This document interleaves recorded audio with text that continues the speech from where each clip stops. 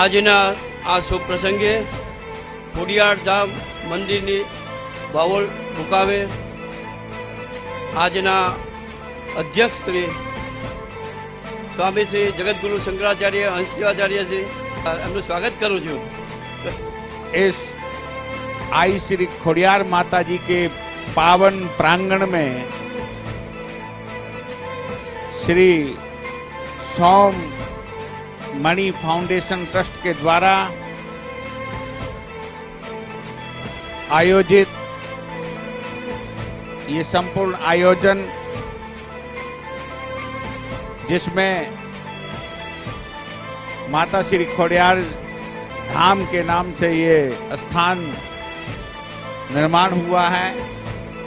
मोर बनी थन गाट करे मन, मोर बनी थन गाट करे, मोर बनी थन गाट करे मन, मोर बनी थन गाट करे, मन मोर बनी थन गाट करे।